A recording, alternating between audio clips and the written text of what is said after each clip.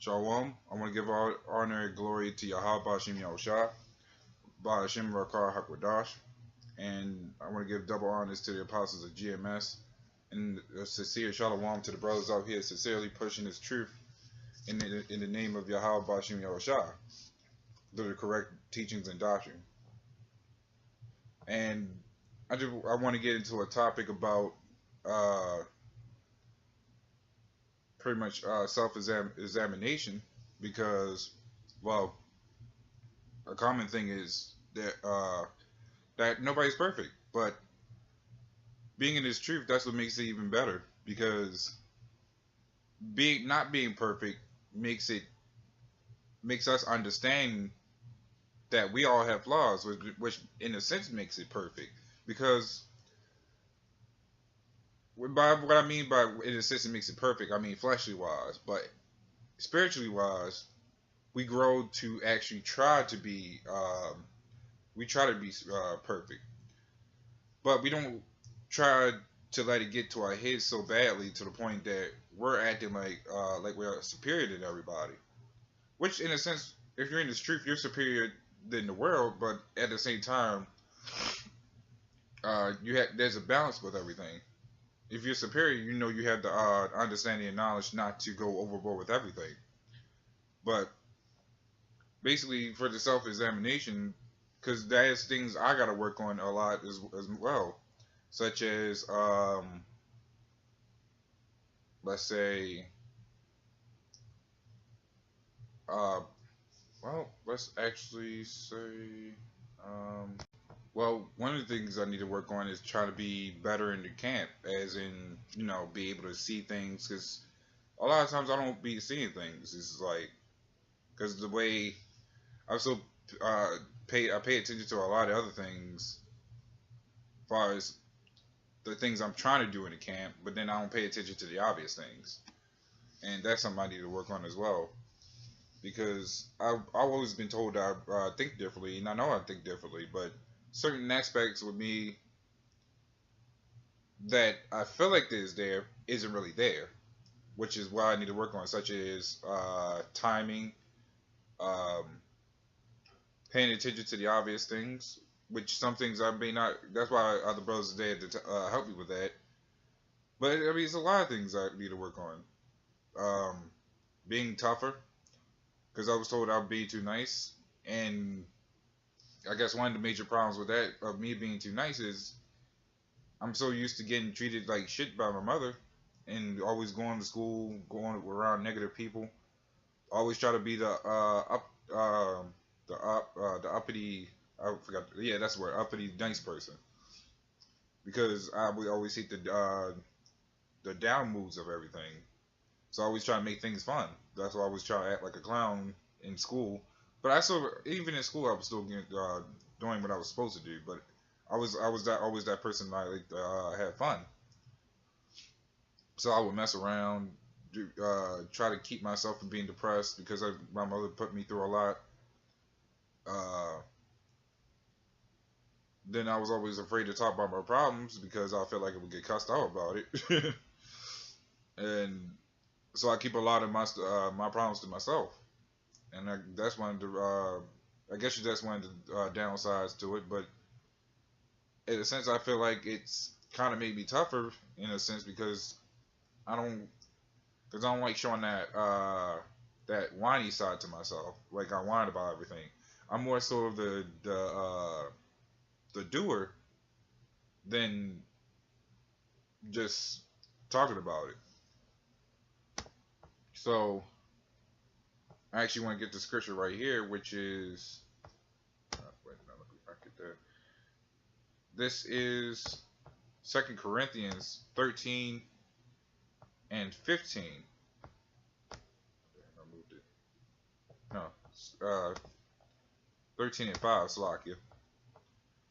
It says, "Examine yourselves whether ye be in the faith. Prove your own selves. Know ye are not your own selves." Well, basically going back to examine yourselves, that's we should always be doing, because living in this fleshly world, you're bound to do something wrong without even knowing it.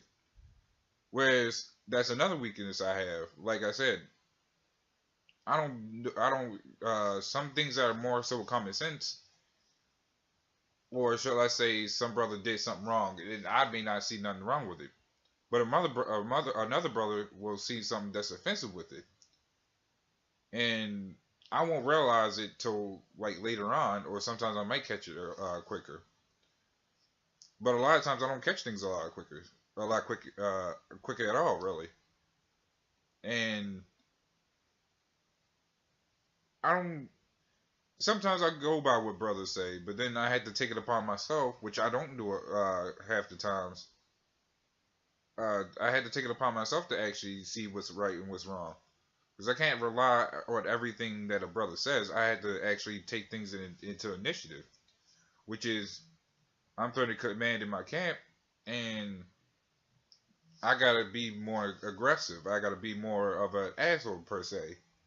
I gotta be able to see things that are wrong and not go solely based on what I feel is completely wrong. Because certain things that may be common sense that your brother should not be doing is something I should be catching on to as well. But I'm not supposed to let the excuse of me thinking differently supposed to be like a handicap. I'm supposed to move far and above that. So I had to I had to think more so on a clear path. And in certain cases, brothers may look there is certain brothers that think differently from others. We see a different path from what other brothers may see as a different path. But that's all a part of actually being able to communicate as brothers. Which also has some of that problem sometimes. At the very beginning, I didn't really communicate with any brother. It was just me. I just communicated with my father and my brothers, and that was it. But I had to I had to actually use common sense to say, hey, I should be actually dwelling with these brothers instead of just dwelling with with my family. And even still, sometimes I don't call brothers, but I always had to put in that the effort to actually call a brother, because it could lead to an interesting conversation. Now I've been told I play games too much, which is entirely true. A lot of that goes back from the past, where I would hear my parents arguing a lot, and the video games would help drown out the noise. Of course, as a child, most people just say watch TV, but I was more to the action. I would prefer actually doing something, like doing the things in TV instead of watching it, which is my favorite show when I was a kid, or still is technically now, was Dragon Ball Z. I always loved watching it, but I would like playing the games more than watching it, because it felt like I was actually in there, making all the direct movements and stuff like that. But that goes back to the past, which technically haunts me, even if I don't sometimes even pay attention to it or subconsciously know it. It's still there, and I even still try to work on it. I don't play. I'm not full on addicted to it as much as I was before.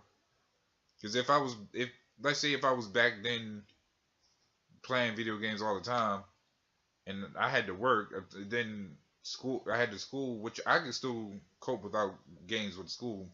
But if it was like if I had to work afterwards, I couldn't do it. Like I would feel like I would need to play games all the time to at least ease my mind for stress from school, my mother, and whatever else was bothering me. Video games was technically my stress relief. Now I have other things to actually relieve that, which is working out or going on walks. Of course, video games are still there for fun. I'm so used to it now. I don't even need video games to deal with depression. I just deal with it. I just play games like it's my own personal TV. I mean, I guess as far as anybody's would say, that's still bad. But hell, it's better than watching TV than playing games all the time. It's like you got two bad things instead of dealing with one major problem. But there's a lot of things I had to work on. I got to examine myself with a lot of things, even if some things I don't even pay attention to that might be wrong. That was things my father said that was wrong with me, and I didn't even pay no attention to it because it's like I was just being me. But as he keeps saying it, I start to realize it. I'm like, okay, I guess this is one of the other problems I got to work on. So there may be things that you can say that you need to work on, but what about the other things that you may also need to work on? Of course, all of it you can't work on. That's still going to be a part of you that still does this and that, and that's using pretty much that's pretty much knowing that no matter what you do, you're still going to mess up, which is not a bad thing really, because you're gonna learn from it. I don't use that as an example of, let's say, oh, I'm never gonna mess up, so I might as well not work on it. No, as long as you're still putting in that effort, there's always room for forgiveness, because we're always gonna mess up with something. A lot of people used to mistake me as someone that was just always a depressed person, using words that would sound depressing, but I'm using it more so of a matter that no matter how bad it seems, keep pushing regardless. And that was a conversation where me and my father had earlier, where I pretty much said I would if I know I can't do it, I wouldn't do it. And he said that's how we as a that's how now today, basically what he was saying is now today, that's how now today people think, because that's how we would naturally fail, compared to if you put your heart and effort to it, you'll succeed. Now, of course, that's not saying that if you try to go into something, well, basically, that's not to say as in, oh, just because I feel like I can do this doesn't and I do it, doesn't mean it's always gonna work out in the end.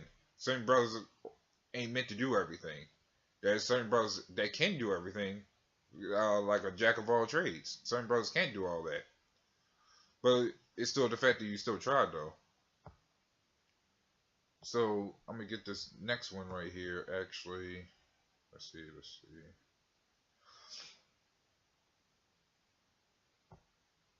This is First Corinthians 11 and 28. But let a man examine himself. Basically, what we went over. And so let him eat of that bread and drink of that cup.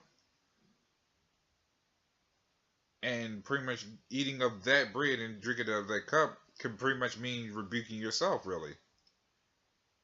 Basically, because when you examine yourself, you're not only working on yourself, you're rebuking the bad ways of yourself, so you can actually fully work on just that thing that you're troubling with.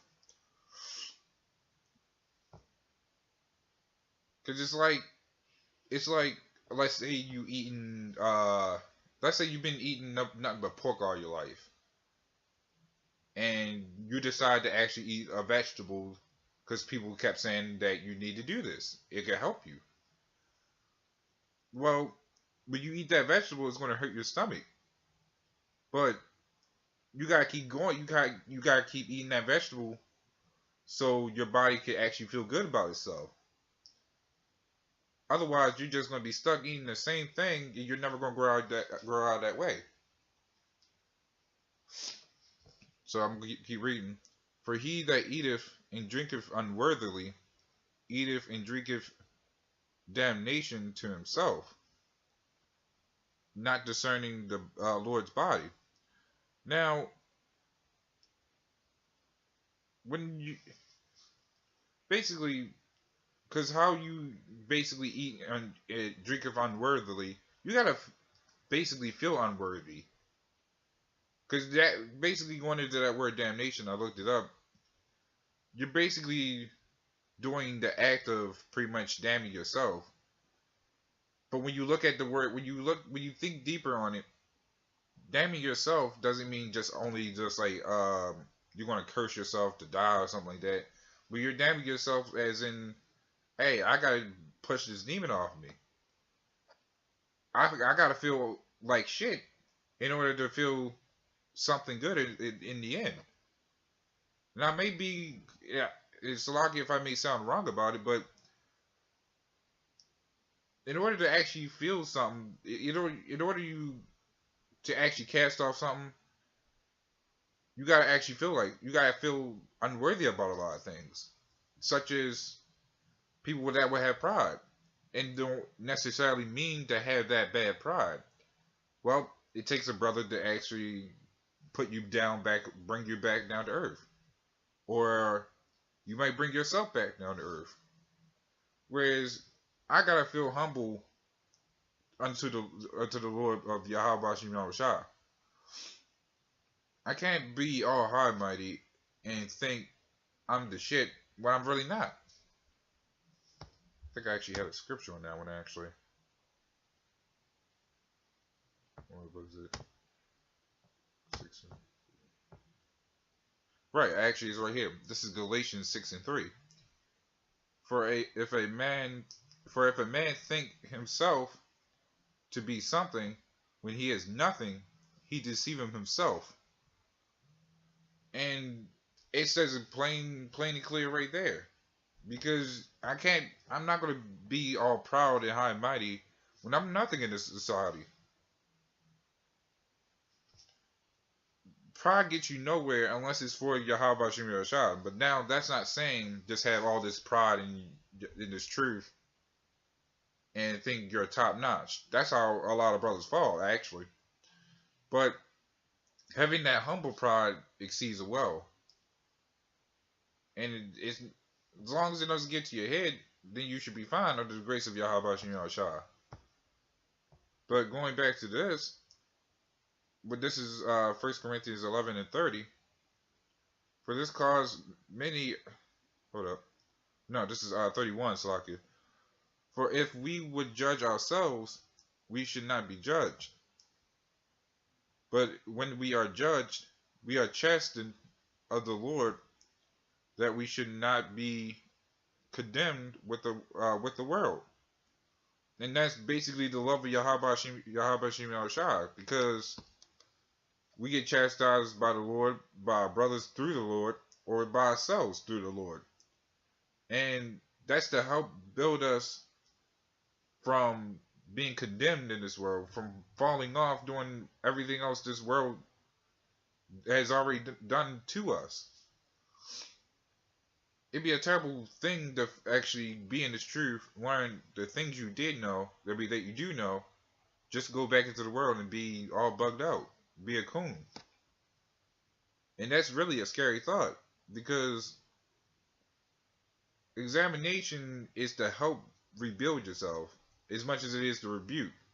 But I also go into a lot into pretty much uplifting brothers, because we can't be one-minded about just getting on a brother just because he did everything wrong. There may be occasions where you may not need to get on a brother. You just may need to uplift him. Try to give him like a warning, a fair warning, that hey, this is off. But you got to step around that and build yourself up. You got to do this differently. Don't just follow after this, because it's going to lead you somewhere else. But rebukes are also still good. It's just not, you may not need to do that all the time, because you may just, if a brother's easy to work with, he could actually learn from it. Certain brothers that might be rather hard headed, of course you're going to have to rebuke them.